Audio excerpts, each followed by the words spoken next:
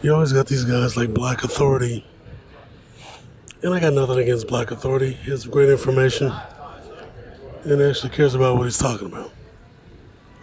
But you always got these guys trying to they're trying to save the narrative of who Mike was. They're always trying to save the narrative of who Mike was. But who they say he was and who he actually was are two different things. The white supremacists like to cover up who he really was and spin their own bullshit narrative. I remember there was this dumbass racist website called MartinLutherKingJr.com. And like I always say, they always talked about how he was banging all these chicks. Who cares if he's banging chicks? I don't care how many chicks he banged. If you can't bang chicks, you're a loser. You're a failure, and you're not a man. I could care less. Now, if you choose, emphasis on choose, to be with one woman for the rest of your life and form a family with that one woman, that's great. It's absolutely great as long as you don't sign a paper that links you to the government and holds your family hostage. But outside of that, that's fine. But most of these guys can't get a woman. And so that's one of the reasons they'll harp on, oh, this guy was an adulterer. Like, I can see if he's a rapist, but he wasn't. He was just banging chicks. Who cares? Then they talk about his dad. Oh, Daddy King. And they're always vague. I always told you the real story on Martin Luther King's father. Martin Luther King's father was a preacher. Like him. They were middle class from Georgia. He got his ideas on integration from his father, but he was always a managed asset, as all Boule Negroes are. He was a managed asset. He's not a strategical genius. He was not a strategical genius. His plan for integration hijacked a real positive and useful movement and turned it into absolute garbage. Black people are right now where they were way back then. There were rich people during slavery, rich black people during slavery. There were rich and middle class black people during Reconstruction. There were rich and middle class black people during Jim Crow. The only thing that happened was those populations increased, but the vast majority of rank and file blacks' lives have not improved. They're still getting shot by cops. They still get discriminated against. They still lose their jobs faster than anyone else. Black women talk all this shit about how they're doing this and they're doing that, but they're on TikTok crying.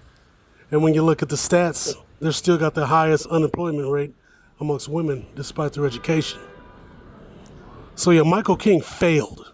He was a managed asset and he failed. And like all white supremacist toys, when Michael King Jr., who was completely fucking useless, failed and was no longer useful, they tossed him to the side and smeared the contents of his fucking character all over the goddamn street. Yeah, that's what happened. Period. Now, you got certain people who finally got into the Boule who were hopping on the coon train, and that's great. But here's the deal. Your boy, Michael, the little bitch, was a managed asset. His dream was nonsense that was written for him. He was paid to give that shit.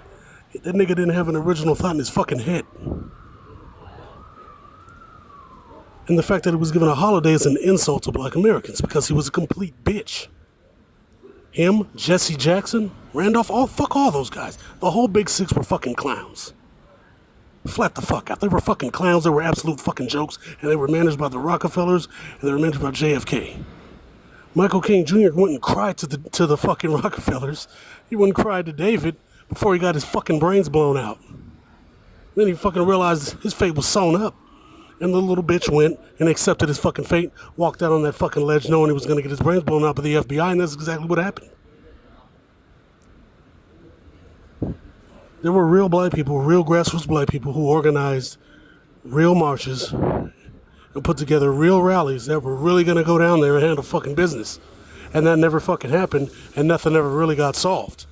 The little bit of crumbs that black people got, whereas I always say, because black people got fed up, they picked up their Second Amendment tools, they filled them with what they needed to fill them with, and they took it to where the fuck it needed to go. Period. So don't ever come to me talking this shit about some fucking clown with a dream. Because it's bullshit. I mean, hell, look at the George Floyd situation. Look how they nullified that whole situation. See, again, people were talking about police brutality. That's what they were talking about. That's what the concern was. And it was gaining steam. That, along with the stupid, ineffective lockdown, caused people to get mad and finally act because they weren't distracted by work. They weren't distracted by horrible situations where they have to focus on their lives all day and focus on getting to the office on time and all that shit.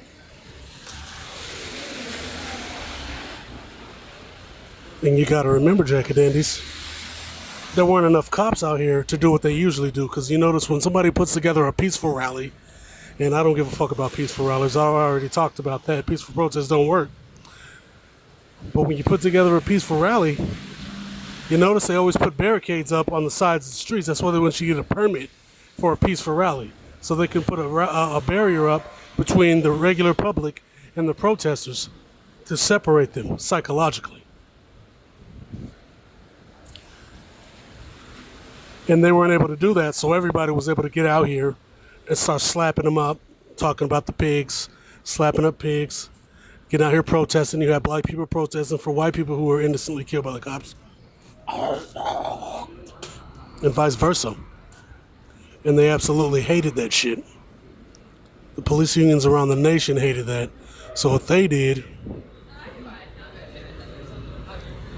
was they got together with the news medias, secured tax money, and started finding every single violent crime they could think of involving Negroes, and they plastered them all over YouTube because they knew the youth were watching YouTube, and the youth were out there in mass fighting against white supremacy, white and black people. Whenever I pointed out white people protesting in those BLM marches, white people got mad and called me all kind of niggas. They got mad as shit. And so they start showing this. Black people beating up Asians. Black people doing this. Black people stealing that. And then so as a protest, black people like Seji Hito and there was a couple others, like Turin Reloaded or something like that. I think it was called like Tyrion Rain, but he got deleted. They deleted Seji Hito. They deleted Tyrion Rain. Anybody that showed white people doing the same shit, especially for racist reasons or out here raping people or showing crime stats that predicted white numbers more than blacks, they got pissed off. As soon as they start doing that, they were deleted for hate speech. But yet the lamestream media and white people were doing it left to right.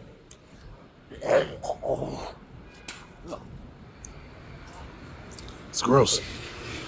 No, yeah, they're doing it left to right. And they're doing this to, like I said before, control the narrative.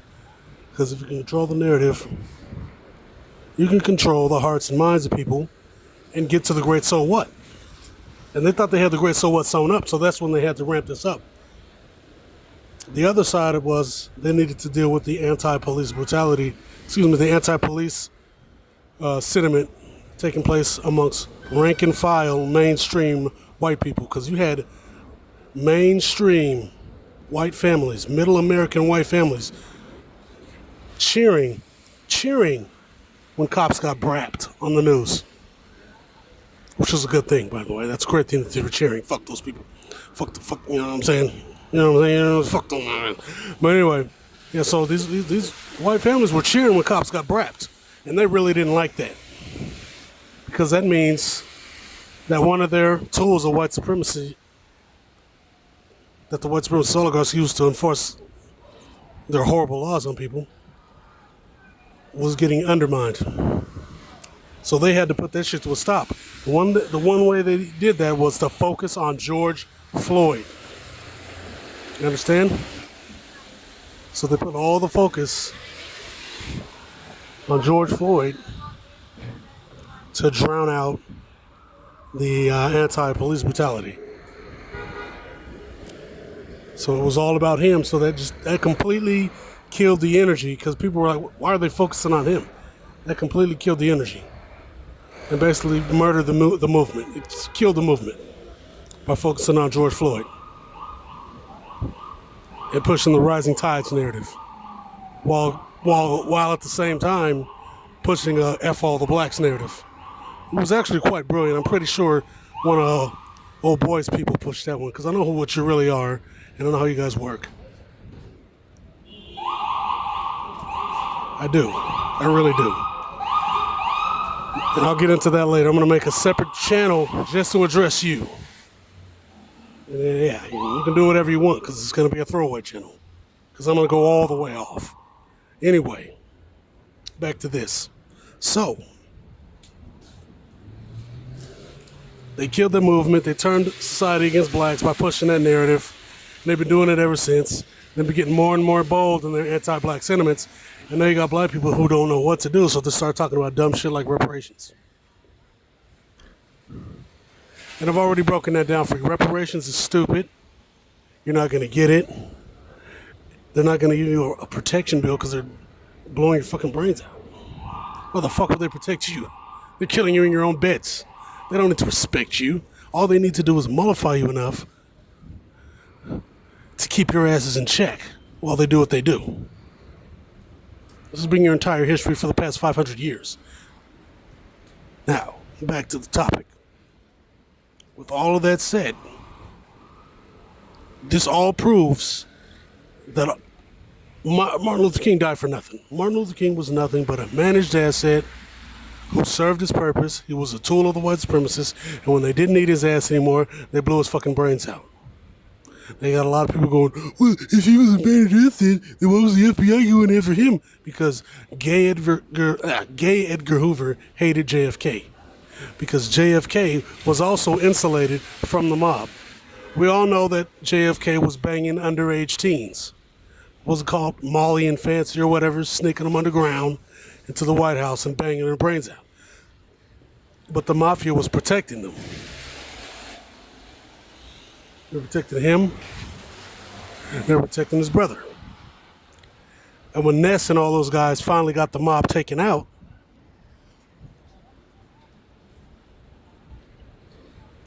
that's when they finally got their chance. That's when the CIA, that's when the tribe, and the rest of them were able to go in there and get rid of him because they were sick of the stuff he was doing.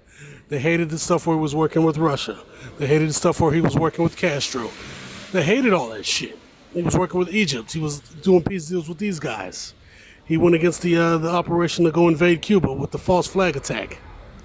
He was trying to get out of the war that they were making tons of money off of. So they knew they had to get rid of this guy. And with the mafia gone, that took out all the local people who could put together a plan to strike his ass. So they set him up, put him in that fucking car with the open top and blew his goddamn brains out. Because you got to remember the tribe mob was deep down in Texas. The tribe mob is actually deep down in Texas. And Rubenstein, him and some guys along with the CIA blew the motherfucking brains out, and that was that. And so once that guy was out, Mike was done. Mike's protection, Mike's handlers were done. And then that's when they took out Mike. And he knew it was over. Go look at that video on the real Martin Luther King and don't really pay attention to his context. Don't pay attention to president's context. Just look at how broken and sullen he is afterwards. He's sitting there smiling. He's all happy and shit, signing that bullshit law that only got enforced due to violence from blacks. And then look at him afterwards after he fucking failed. Look how broken he is. He's got his head down and he's all sullen. He was broken by then because he fucking failed. He failed in Selma and he failed there. And he knew the walls were closing in. He'd already sold his soul for $200,000. The motherfucker didn't have a fucking chance. He was done. And then they sent somebody to kill his mom and wiped it just to send a message to that nigga. So it was over. He was a broken tool of the white supremacists, and they threw his bitch ass in the trash. So all that proves is that peace shit doesn't work, dude. That's why I say, fuck peace. You're wasting your time. It don't work. You tried the peaceful protest. What happened? It didn't work. It didn't help you. You're in the same position you are now. Now you niggas just have technology to go bitch on TikTok about shit that everybody knew was happening a long time ago. Congratulations. You played yourselves. Mike was a fucking joke. It's unfortunate that he died. I'm not making fun of the fact that he died, but let's be real here, man. Michael King Jr. fucked the black community with his stupid fucking nonsense. And nobody's gonna give black people reparations. You want it? You know what you gotta do. And I'm gonna say something real controversial, but I don't give a shit. America was funded on bloodshed. Well, the white supremacists. The white supremacists freed themselves from the Romans with bloodshed. You understand that? White supremacists got your asses here via bloodshed. They neutralized all threatening black movements via bloodshed. They gutted your whole communities via bloodshed. Everything they did to get something done effectively was done with bloodshed. Not marches, not dancing, not singing, not protection packages from people who will fucking destroy you on a moment's notice. You had 500 years. And you had about 50 years of freedom, if you want to call it that. At least 25 of that. You did nothing. During construction, you had 10 years to get ready. Martin Delany warned you over and over and over. He put his whole fucking life on the line, his entire life, to free you idiots. He put his entire life on the line to get you the guns. And you didn't do shit. Then after Jim Crow, where you got punked out and bitched out by these motherfuckers, who, let's be honest, you outnumber them in the South, so there ain't no fucking excuse why you want to talk shit. There ain't no fucking excuse. You outnumber them in the South. Where's the fucking excuse, homie? You got your asses kicked in. And now? Now look at you. You went through Jim Crow, you finally nutted up and handled business there, and now you're getting your shit rolled on once again. You're going to be put right back in the same place. And you niggas knew this was going to happen. But like Tariq Nasheed said a long time ago, you niggas are just waiting to get put back on the plantation. You niggas are just waiting to get put... Niggas are just waiting to get put back on the plantation. And I'm going to say this, I hate to say it, but a lot of black people in general, I'm not going to put this on American black. A lot of black people, they like being on the plantation. Caribbeans, all that. A lot of niggas really just like... They're little puppies. They're little animals, man. They like being told what to do. Hey, go do that. Go do this. It's time to go to bed. They're children, man. They're the ladies of the races. They're the children of the races. Let's be honest. You got a couple individuals who know how to get it going. You have a couple individuals who know what to do. And then they see what this is for what it is. They see the forest for the trees. And they go, you know what? Fuck it. And then they sell out and hop on the coon train. I get it. Honestly, I'm at an age where I'm damn near 26 years old, and so I get it. So, yeah. I mean, because the best you could come up with is Michael?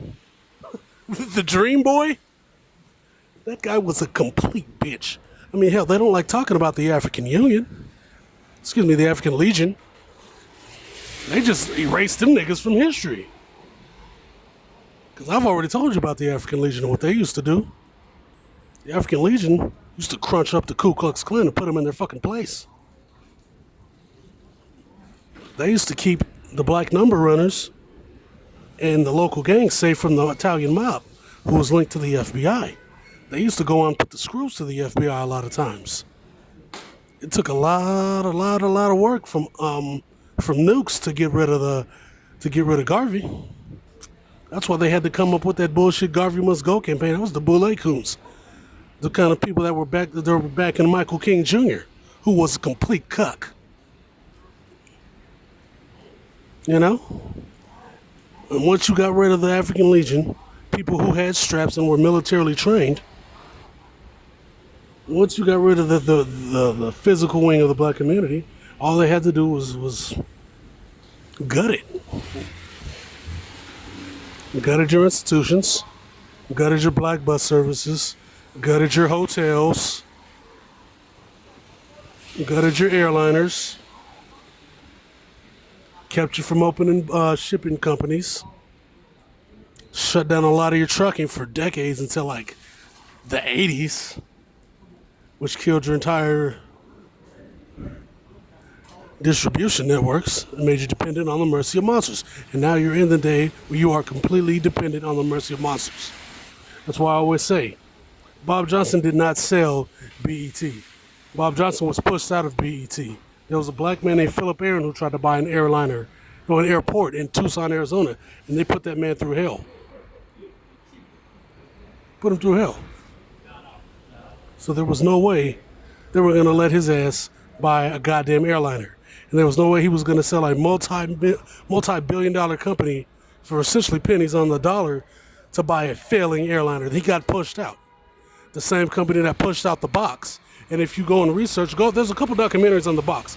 They got rid of the box network because of the voting system, because a lot of pedestrian white people, rank and file everyday white people, were voting for black music. A lot of people were watching regular black people that were unvetted, uncontrolled by society. And they're not just black people, just music that they didn't like. They have to control every aspect. Remember on my old page, one of my old Evil Oil pages a long time ago, I had a quote from Frank Zappa talking about the music industry and what happened. The box completely went against that and put the entire aspect in people's hands. And you have people who were executives at the box saying exactly what it was. It was racism. It was literally racism and them pushing music that they could not control and that they didn't like the narrative of. And the thing is, this wasn't like conscious music or anything.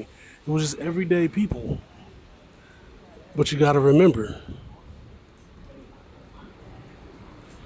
like I always say, they have to control everything. These people are losers. They have to control everything. Whenever you have a white guy who's in the music industry, he's either a closeted homosexual, not even just a white guy, but black people too. They're either closeted homosexuals or they're drug addicts. Or they have some other deviant behavior. They have to promote derelicts. You can't take a fresh-faced black kid, like Sammy, for instance, who he's the regular, fresh-faced black kid that could sing. And you prop him up, and he's doing $100 million shows. You don't know what his beliefs are. You get that nigga on TV, he doesn't do drugs. He doesn't secretly suck dick, so you can't control him. And if you got 40 or 50 of these guys that are doing all kind of music, even white dudes who are making rock and whatever, and they're not drug addicts or weirdos, and they get on TV and they're just like, you know what? VidCon 95 was fake. And they're unflinching because you can't control them, and they got hundreds of millions of dollars from their fans, and they're not in debt to anybody, and they don't got somebody like the Colonel who screwed over Elvis behind them that was easily managed and controlled himself because he was an idiot. When you got those kind of situations, it's really hard to control the narrative. And so that's why the box had to go. Everything I'm saying, think it sounds crazy? Like I said, look it up for yourselves. But at the end of the day, Michael King Jr. was just another pawn in the grand white supremacist scam of control. He was not a hero. He was not a strategical genius. And he helped to further break down and nullify the black community as a community and as an economic and political entity in the United States and on the world stage. So, honestly, fuck Martin Luther King. He ain't shit. Bitch.